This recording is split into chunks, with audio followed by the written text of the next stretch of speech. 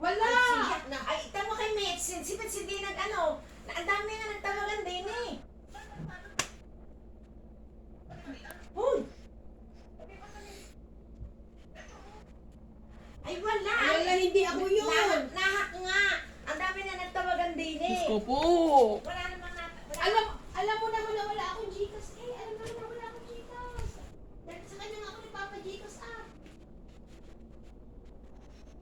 Alam mo namang walang Gcash si Ining. Oh.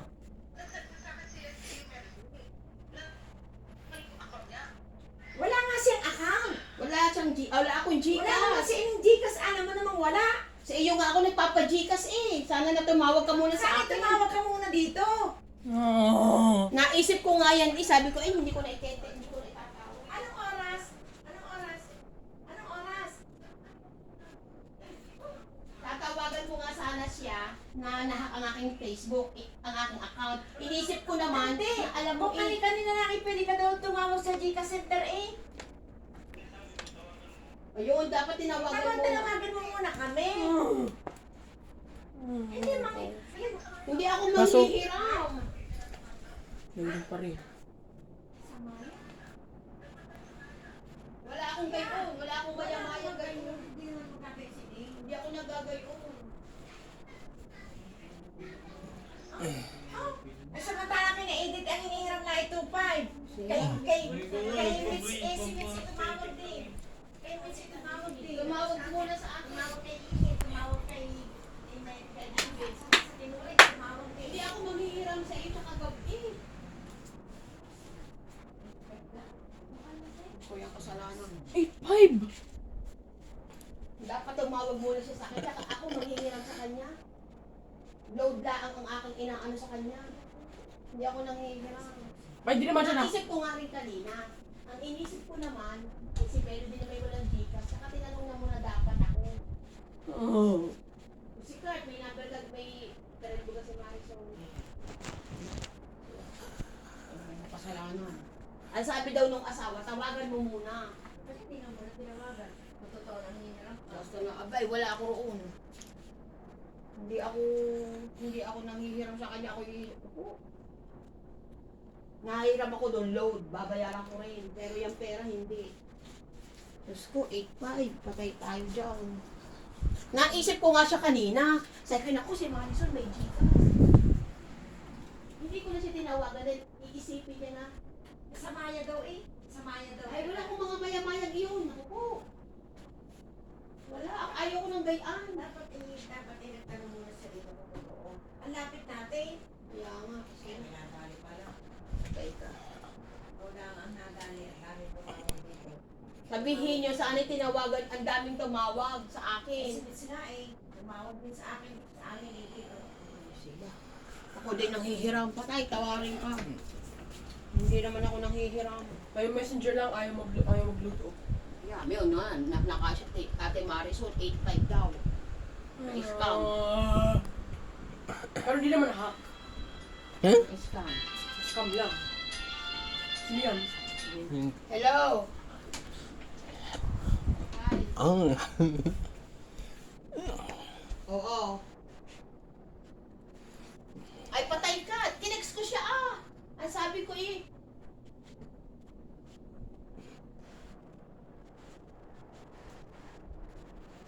Oo. Ay siya, si Marisol daw, 8.5. Nagbigay daw si Marisol, 8.5. Si Marisol! Si Marisol, may tindahan.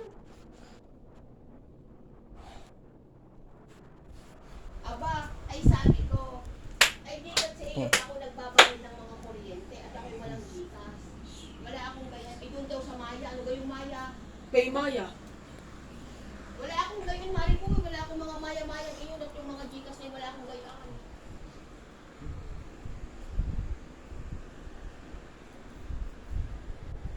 Wala. Ay, sabi ko, ang daming tumawag sa amin din, kaya nga hindi pa kami natutulog. Ang daming tumawag din, nagtatanong kung ako ngay nahiram. Hindi sila nabiktima eh. Bakit si Marisol siya pang malapit, siya pang nabiktima? Oh, alam mo, nakabigay na nung tumawag kay Inay. Sabi ni inay, abi ari hindi manghihiram sa iyo. Ba, ako'y kahit ako'y nagigipit, hindi ako gayong hihiram sa mga tao. Naku po, kakahiya. Oh. Oh. O sabi nga daw bukas. Sabi raw oh, ay ano sabi daw niya?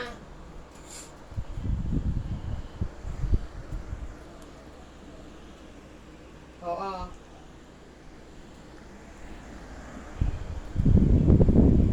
Oo nga. Tapos si Mitch daw, tawag kay Mitch sa messenger. Ay sabi nakikiusap nga na siya magbigay, di mag-cash in daw, cash in. Ngayon, magkakas in daw. Ngayon sabi ko ay walang maniniwala sa kanya magkakas in ng ganitong oras at alam niyang gabi hindi naman ako naalis. Tapos sabi daw ni Tita Diben, ako wag mong lokohin, hindi ka scammer. Ibinaba na raw ang cellphone, yung cellphone siguro.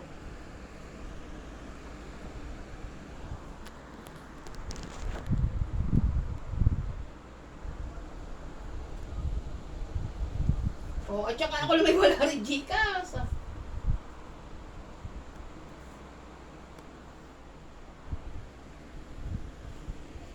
Kaya nga, ay iniisip ko yung iba kong mga, wala naman akong mga number syempre ng iba kong friend, ay siya. Ay hindi ko talaga kasalanan iyon. Abay si Marisol sabi ko ang lapit din may kapren niya si Kurt, kapren niya si Inay, dapat tinawagan muna niya yung isa kong pinsan, magbibigay din sana, nahuli lamang niya kasi ang tawag daw sa kanya yung tunay na pangalan. Ang tawag ko naman ay Kuya. Ay tumawag sa akin, Inay, ikaw kayo nanghihirang na pera. Ba hindi ho. Alam mo yung pinsan ko, ang ginamit ding pangalan ay kay Joji, alam mo ang nakuha, 160,000. Oo, at ang sabi daw ay may nasa ospital na kamag-anak. Yun namang pinsan ko, yung medtech sa Corinthia, bigay ng bigay. Aba, yun, hindi siya hanggang ngayon nagbabayad at dahil yung pinautang niya pala, ay utang din. Diyos ko po. Pero naman si Marisol, ay hindi daw at ako daw nag-text sa kanya, abay hindi ako, Diyos ko po, Panginoon kong Jesus, hindi ko yung gagawin. Ay pinipilit niya na, hindi ho nag-message ho sa akin gamit ang account niya, abay kahit na iningay, hindi niya nangungutang ng gayaan. Diyos ko po, gabing-gabi. Hello? Number 1. Me, yung mga ibang tao nakaganon din. At kung paano nila kung paano na-hack, may pinindot sila. Wala naman ako pinipindot dito. Yeah, mas yan. Baka mas powerful yan dahil kahit wala kang pinindot, hack. Ano bang pipindutin ko rin ay keypad? Sasalpon dito, pero Wala akong pinipindot. iba kasi to, may pinindot siya nakala na yung kaibigan niya, ikaw wala kang pinindot. Ano nangyari na dyan? May messenger na. Basta loading Paano ko may text yun? Pwede ka mag-text sa Facebook. Hindi ko alam. Oo. Nadali daw si Marisol ng 8-5. Patay tayo diyan. Wala Fine. na akong contact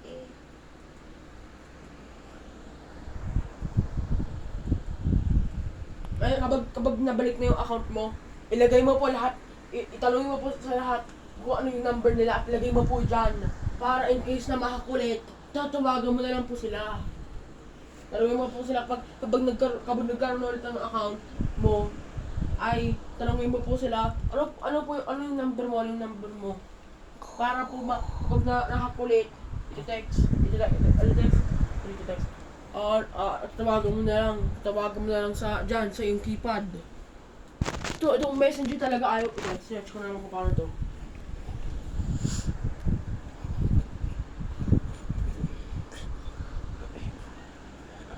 Kung nakakaset pa ko din. Loading.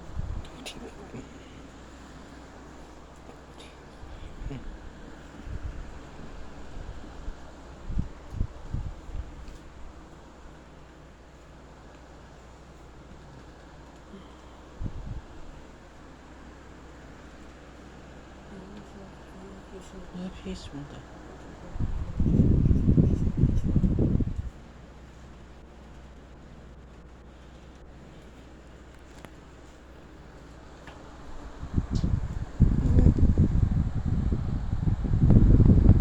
Kaya bakit unable to send message ako?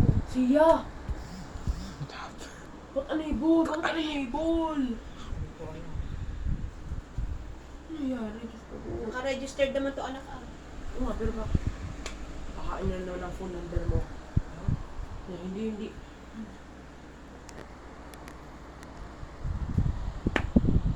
Pila. Wait lang. Ano kung makakatawag na dito? Kung hindi na ako nakakaano nito, naka-registered. Naka-registered ito eh, okay lang yun pag